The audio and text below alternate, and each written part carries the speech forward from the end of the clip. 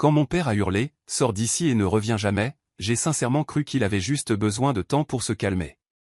Il avait déjà crié auparavant, jeté des objets, claqué des portes. C'était la norme chez nous. Mais cette fois, c'était différent. Son visage était cramoisi, ses mains tremblaient, avant même que je puisse comprendre ce qui se passait, il a saisi mon portfolio de design. Celui que j'avais mis des mois à constituer. Il l'a mis en pièces comme si cela ne valait rien. Les pages se sont éparpillées sur le sol tandis qu'il hurlait que j'étais un poids mort ingrat, quelqu'un qui le regrettait d'avoir élevé. Je suis resté là, figé, regardant des années de travail être détruites en quelques secondes. Je n'ai pas crié en retour. Je ne me suis pas défendu. J'ai juste senti quelque chose se briser définitivement en moi. Je m'appelle Lennon Avery, j'ai 24 ans, et c'est à ce moment précis que j'ai réalisé que je ne pourrais pas survivre un jour de plus sous le même toit que Calder Avery. Mon père, un homme qui contrôlait tout, de mes études à mon lieu de travail, jusqu'à qui je pouvais être. Il n'avait pas toujours été comme ça, ou peut-être l'était-il et avais-je simplement appris à l'ignorer. Après le décès de ma mère quand j'avais 16 ans, les choses ont empiré. Il est devenu plus dur, plus froid, plus colérique. Tout ce que je faisais qui ne correspondait pas à ses plans le mettait hors de lui. Mon rêve de devenir designer? Il le détestait. Mes entretiens d'embauche? Il les sabotait. Mon portfolio? Eh bien, il venait de le déchirer juste sous mes yeux. Alors j'ai rassemblé le peu de dignité qu'il me restait, j'ai pris une valise, une seule, et je suis parti. Je me souviens être resté debout devant la maison, l'air glacial sur ma peau, réalisant que je n'avais aucun plan, pas d'argent, nulle part où dormir. Mais même avec cette peur au ventre, je me suis fait une promesse. Je ne ramperai jamais pour revenir. Pas cette fois. Plus jamais. Cette nuit-là, j'ai dormi dans ma voiture. J'ai pleuré jusqu'à en avoir mal à la tête, pensant à la facilité avec laquelle il m'avait jeté. Mais je sentais aussi autre chose grandir en moi, quelque chose de stable, quelque chose de fort. Peut-être était-ce de l'espoir. Peut-être était-ce de la colère. Peut-être les deux. Et quand le soleil s'est levé le lendemain matin, ma vie a changé d'une manière que je n'aurais jamais pu prévoir. J'ai reçu l'appel d'un avocat représentant quelqu'un dont je n'avais jamais entendu parler. Quelqu'un qui prétendait que j'étais l'unique héritière d'un domaine dont j'ignorais l'existence. Je ne le savais pas encore, mais moins de 24 heures après avoir été mise à la porte comme une moins que rien, j'allais me retrouver devant un manoir de 30 millions de dollars à Malibu, les clés à la main. Un manoir qui deviendrait ma maison. Un manoir dont mon père apprendrait bientôt l'existence. Et ce même homme qui m'avait hurlé de sortir de chez lui exigerait soudainement une place dans ma vie. Mais à ce moment-là, la porte de ma vie s'était déjà refermée sur lui pour toujours. Après avoir quitté la maison de mon père, je pensais que le pire était derrière moi. Je croyais que la plus grande douleur venait de le voir déchirer mon portfolio et me jeter dehors comme si je n'étais rien, mais j'avais tort. La véritable trahison est survenue quelques jours plus tard, et elle a coupé encore plus profondément. J'étais allé à la banque pour vérifier s'il me restait quelque chose sur le petit compte que ma mère avait ouvert pour moi quand j'étais petite. La guichetière a tapé sur son clavier un moment, puis m'a demandé de patienter. Son visage a changé d'une manière qui m'a noué l'estomac. Elle a appelé un directeur, et bientôt, j'étais assise dans un petit bureau pendant qu'il m'expliquait quelque chose que je ne comprenais pas au début. Il y avait un trust, un fonds en fiducie. Ma mère me l'avait laissé avant de mourir. On ne m'en avait jamais parlé, et il avait disparu. Jusqu'au dernier dollar. Le directeur m'a expliqué que le fonds valait plus de 2 millions de dollars. De l'argent que ma mère avait économisé pour mes études, mon avenir, ma vie. De l'argent destiné à me protéger. De l'argent destiné à s'assurer que je ne galérerais jamais comme elle l'avait fait autrefois. Mais quelqu'un avait tout retiré il y a des années. Mes mains tremblaient lorsque j'ai demandé qui avait signé. Le directeur a affiché les dossiers. Quand il a tourné l'écran vers moi, j'ai senti la pièce tanguer. Il y avait mon nom, sauf que ce n'était pas mon écriture. Et à côté, il y avait la signature de mon père en tant que tuteur. Il avait imité ma signature. Il avait pris chaque centime. Il ne l'avait pas utilisé pour moi. Il ne l'avait pas épargné. Il ne l'avait pas investi. Les relevés bancaires montraient exactement où l'argent était passé, ses projets d'affaires ratés, ses dettes, ses dépenses personnelles. Il avait tout dépensé tout en me disant que nous ne pouvions pas nous permettre les choses les plus basiques, tout en se moquant de mes rêves, tout en agissant comme si j'étais un fardeau. J'avais la nausée. Je n'arrivais plus à respirer. Je suis resté assise là, essayant de ne pas m'effondrer, mais dès que je suis sorti, tout a lâché en moi. J'ai pleuré sur le trottoir comme une enfant, sans me soucier de qui me voyait. C'était comme si on m'avait enlevé ma mère 2 fois. Une fois par la mort, et une fois par l'homme en qui elle avait confiance pour prendre soin de moi. La douleur était si vive que je ne pouvais plus parler. Je ne cessais de repasser en boucle chaque moment où il m'avait traité d'inutile. Chaque fois qu'il disait que j'étais une déception. Chaque fois qu'il agissait comme s'il sacrifiait tant de choses pour m'élever. Alors qu'en réalité, il avait volé tout ce que ma mère avait laissé pour moi. Mais une fois les larmes taries, quelque chose a changé. Je savais que je ne pouvais pas rester brisé. Je savais que je ne pouvais compter sur personne, pas sur lui, pas sur sa culpabilité, pas sur ses fausses excuses. Je devais me protéger maintenant. Alors j'ai essuyé mon visage, pris une profonde inspiration et décidé que je ne serais plus la fille effrayée qu'il bousculait. Je ne savais pas encore comment, mais j'allais construire une vie sans lui. Une vie qu'il ne toucherait plus jamais, et la première étape était simple. J'allais m'assurer qu'il ne me volerait plus jamais, ni ne me ferait plus jamais de mal. J'étais assise dans ma voiture devant un petit café, essayant de comprendre quoi faire ensuite, quand mon téléphone a sonné.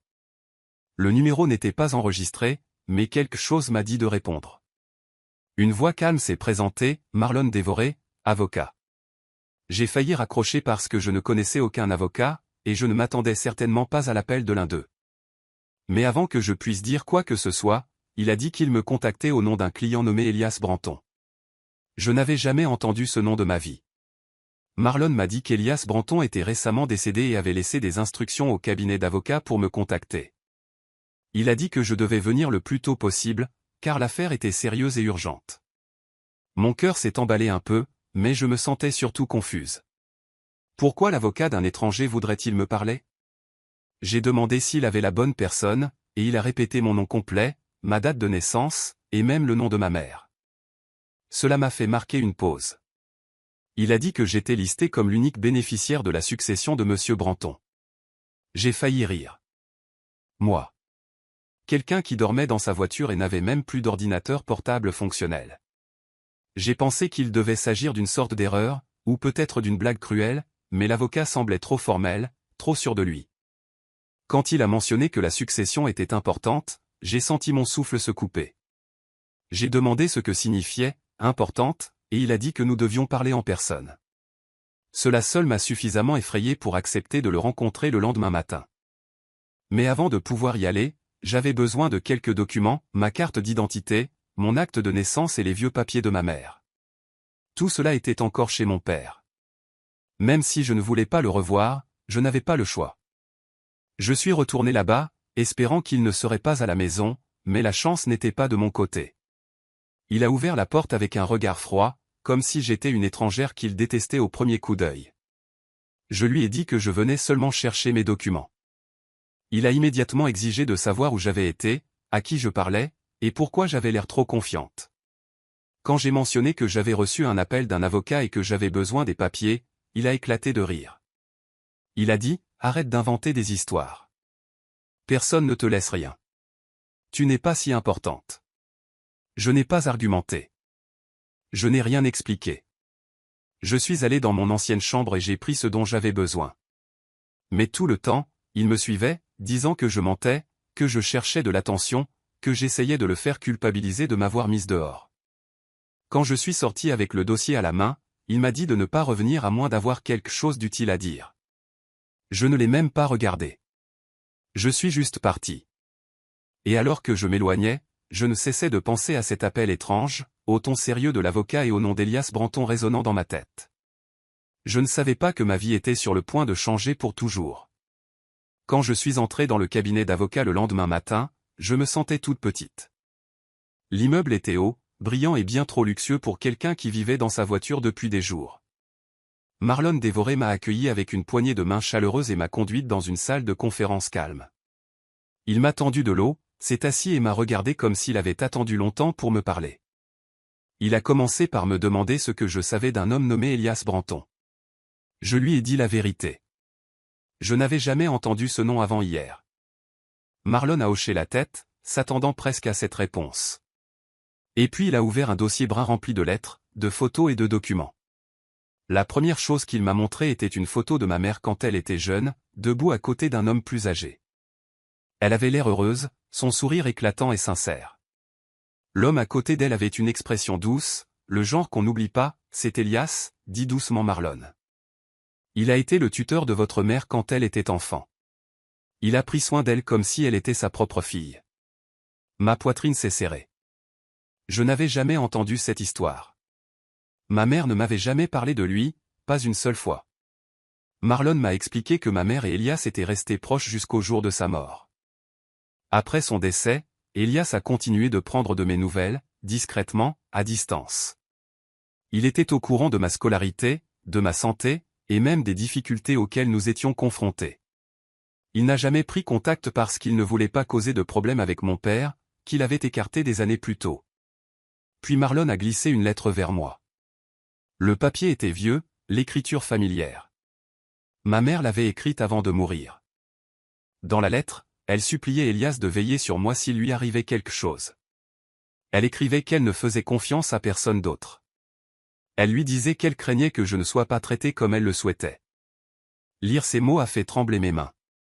Je sentais son amour dans chaque ligne, et cela faisait mal de savoir qu'elle avait vu ce que je n'avais jamais vu à l'époque.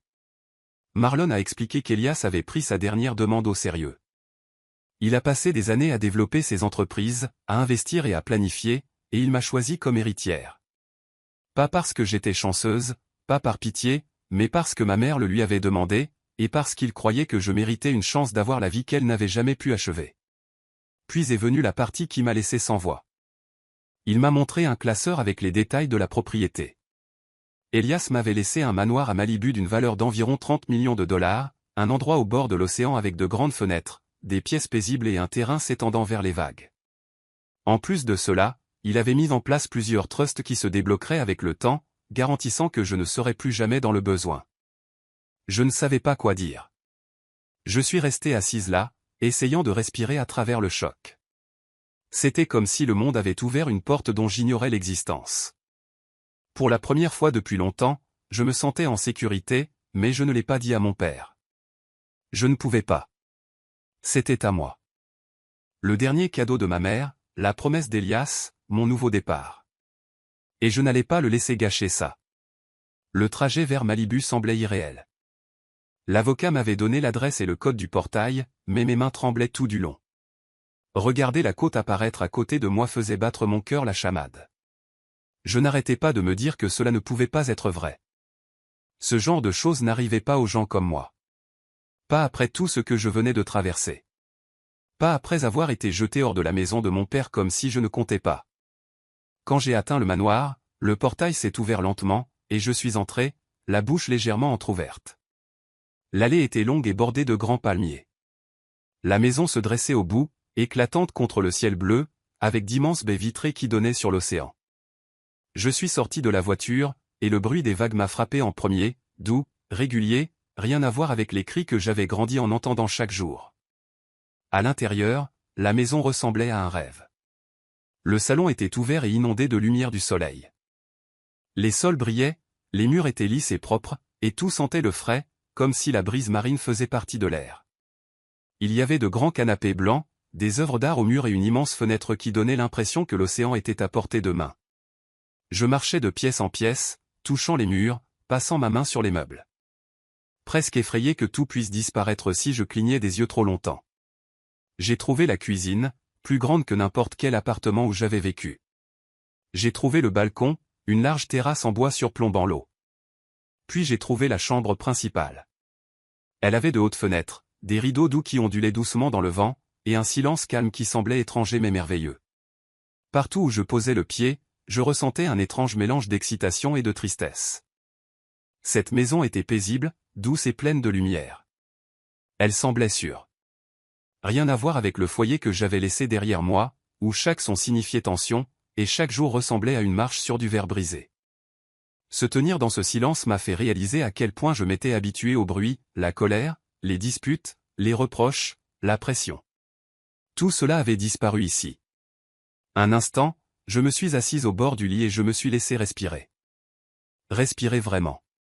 Je ne sentais plus la peur dans ma poitrine. Je n'avais pas l'impression que quelqu'un me surveillait, me jugeait ou attendait que j'échoue. Au lieu de cela, je ressentais quelque chose de nouveau et d'inconnu, la liberté. Je suis sorti sur le balcon et je me suis appuyé sur la rambarde. L'océan s'étendait si loin qu'il semblait presque irréel. Les vagues bougeaient doucement, comme si elles m'accueillaient. Le vent était doux, portant l'odeur du sel et quelque chose qui ressemblait à de l'espoir. Cet endroit n'était pas juste une maison. C'était une seconde chance, un endroit où je pourrais enfin me reconstruire. Un endroit où les mots que ma mère avait écrits, la promesse qu'Elias avait tenue et la douleur à laquelle j'avais survécu se rejoignaient. J'ai fermé les yeux et j'ai fait une promesse silencieuse. J'allais recommencer à zéro. J'allais prendre soin de moi.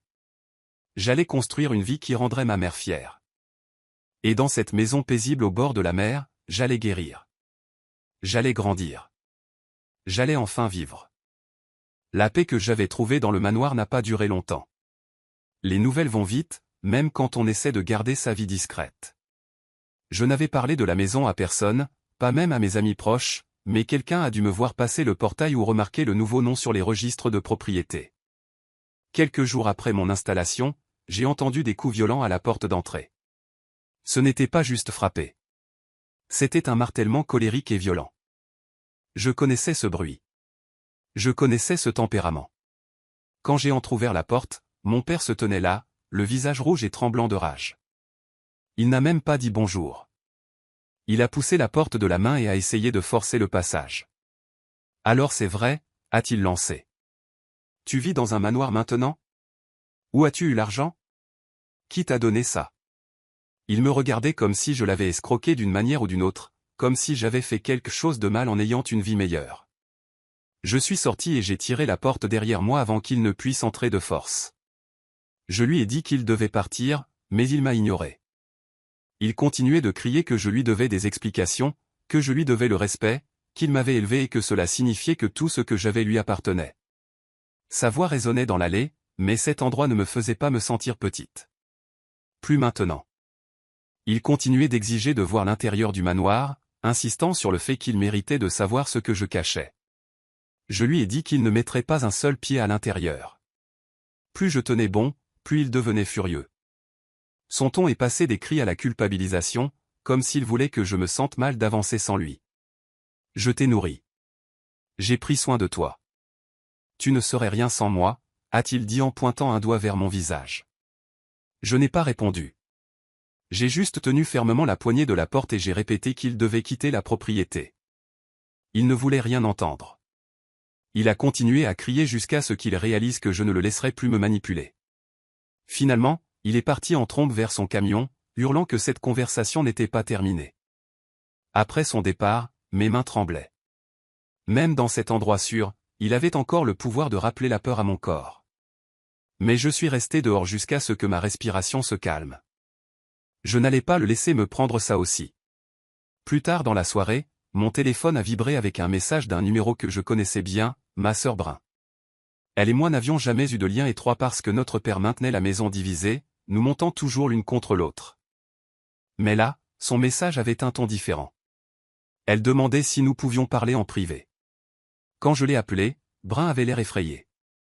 Elle a chuchoté que notre père était furieux que j'aie de l'argent qu'il ne pouvait pas contrôler.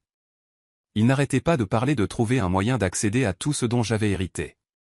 Elle a dit qu'il interrogeait déjà des gens sur les options légales, prétendant qu'il avait des droits parentaux sur tout ce que je possédais.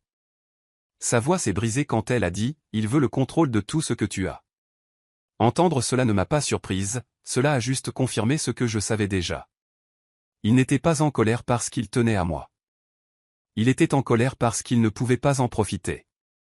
J'ai remercié Brun de m'avoir prévenu, et après la fin de l'appel, je me suis assise dans la maison silencieuse, sentant ma détermination se durcir. Cette maison n'était pas seulement mon nouveau départ. C'était ma protection, et je n'allais pas le laisser en prendre un seul centimètre. Après que Brun m'eut prévenu de ce que notre père préparait, je savais que rester silencieuse ne suffisait pas. J'avais besoin de quelqu'un de fort à mes côtés, quelqu'un qui connaissait la loi mieux que lui. C'est alors que j'ai contacté Vera Montre, une avocate respectée recommandée par Marlon. Elle était vive, calme et ne perdez pas de temps avec la peur. Quand je lui ai tout raconté sur le trust, la fausse signature et la façon dont l'argent avait disparu, son expression s'est durcie. Elle a dit que nous en avions plus qu'assez pour engager une action en justice. Avec ma permission, elle a porté plainte pour le vol du trust. Voir mon nom sur des documents juridiques, me défendre au lieu de me cacher, a fait basculer quelque chose en moi. Pour la première fois de ma vie, je n'avais pas l'impression d'être impuissante. Je ne réagissais plus seulement à ce que faisait mon père. Je ripostais. Une fois l'enquête ouverte, il n'a pas fallu longtemps pour que des fissures apparaissent dans l'entreprise de Calder. Les clients se sont retirés. Les inspecteurs sont arrivés. Les ouvriers chuchotaient. Mon père s'était toujours vanté d'être intouchable, de savoir exactement comment contourner les problèmes.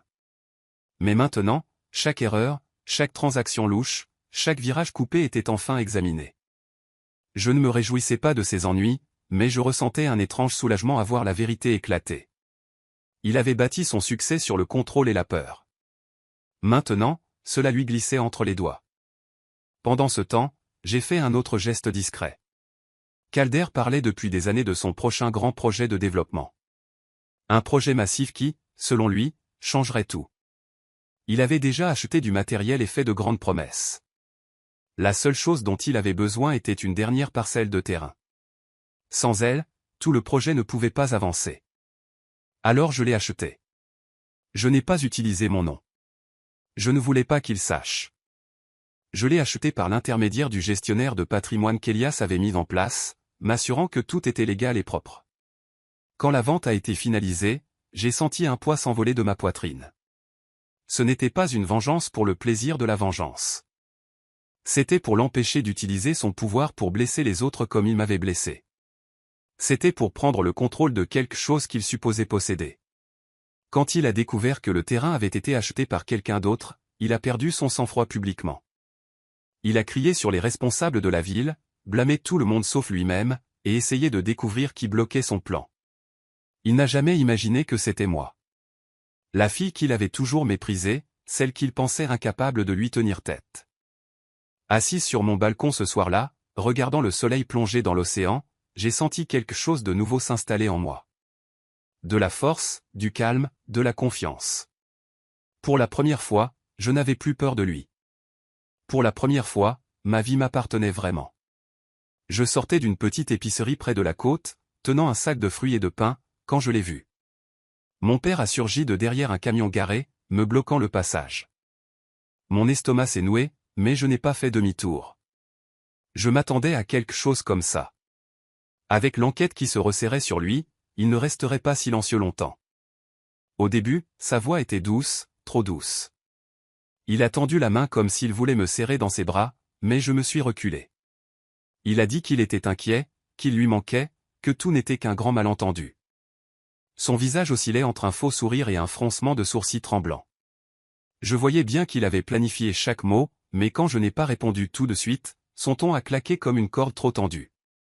Il s'est penché plus près, sa voix devenant tranchante. Il m'a dit que j'étais ingrate, que je n'appréciais pas ce qu'il avait fait pour moi. Puis il a exigé que j'abandonne les charges et que j'arrête l'enquête. Il a dit que je lui devais bien ça. Je suis resté immobile, serrant mon sac de course. Mon cœur battait la chamade, mais je ne l'ai pas laissé voir ma peur.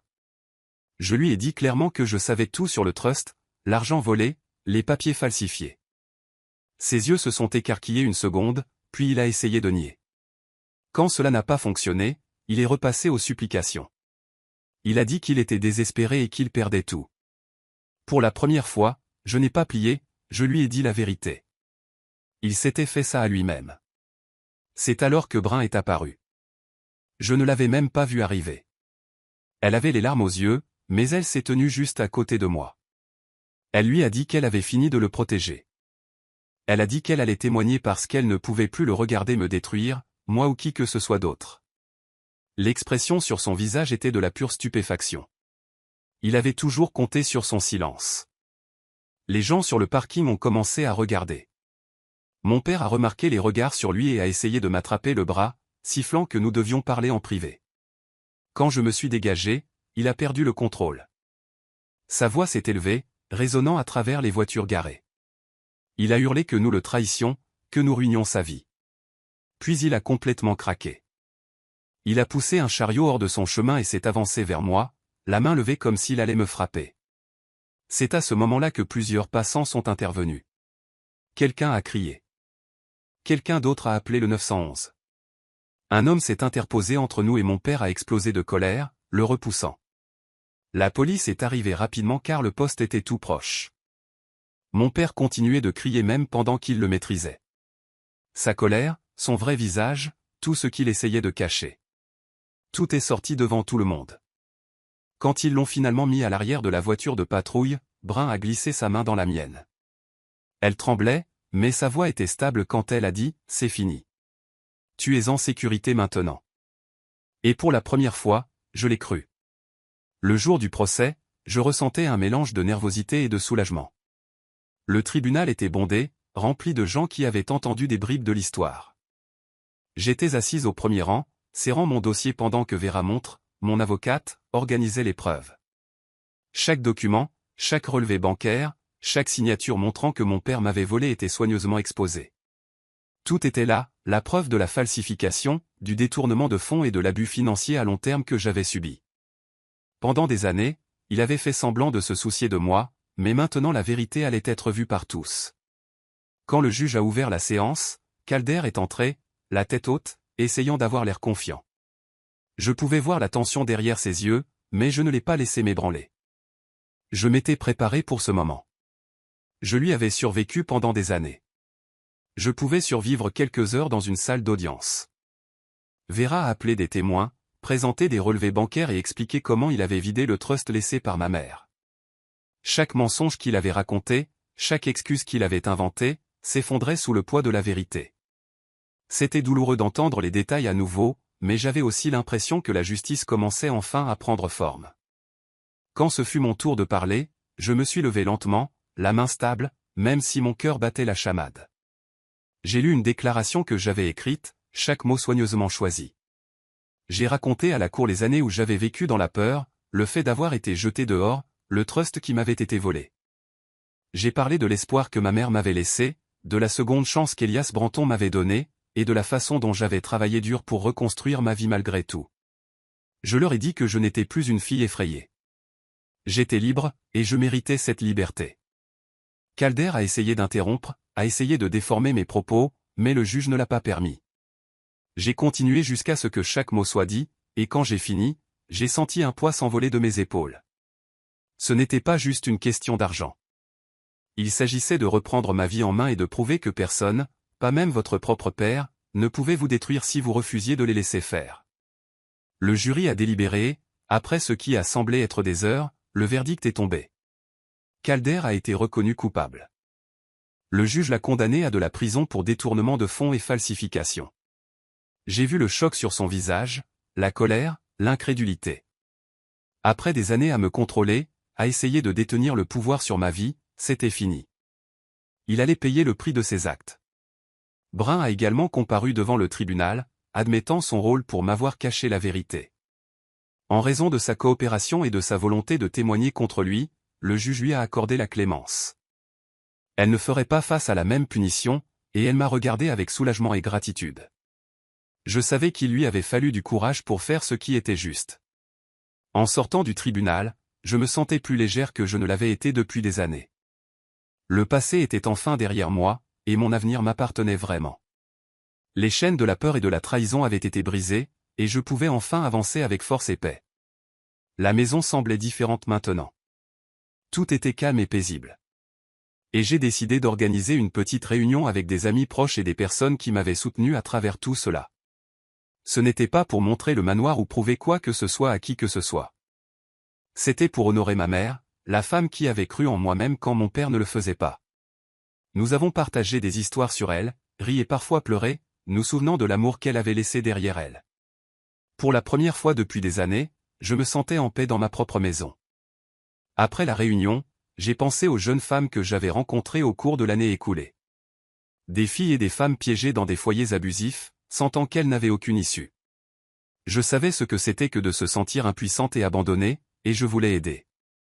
En utilisant une partie de mon héritage, j'ai mis en place des bourses et des fonds de soutien pour celles qui échappaient à des familles toxiques. Je voulais qu'elles aient une chance d'avoir une vie où elles pourraient être en sécurité, libres et fortes. Chaque candidature qui arrivait me rappelait mon propre parcours, et j'avais l'impression de transformer ma douleur en un but. Un après-midi, une lettre est arrivée. L'écriture de mon père était inconfondable. Il implorait le pardon, écrivant à quel point il avait eu tort, à quel point je lui manquais et comment il voulait une autre chance.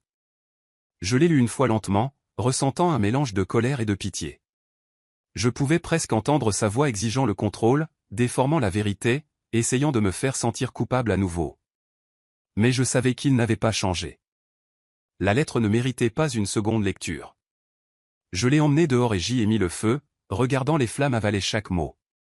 Cela faisait du bien de laisser aller complètement, de clore ce chapitre sans laisser de place pour son retour. Assise sur le balcon plus tard, regardant l'océan s'étendre devant moi, j'ai pensé à tout ce qui s'était passé. La peur, la trahison, le combat pour la justice. Quitter mon père avait semblé terrifiant au début, comme un saut dans l'inconnu. Mais ce n'était pas une chute. C'était le début de ma vie. Chaque pas que j'avais fait, chaque décision de me défendre, m'avait mené ici. En sécurité, forte et libre. Pour la première fois, je me sentais totalement aux commandes de ma vie. Quitter mon père n'a pas mis fin à mon histoire. Cela l'a commencé. Et cette fois, c'était à moi de l'écrire.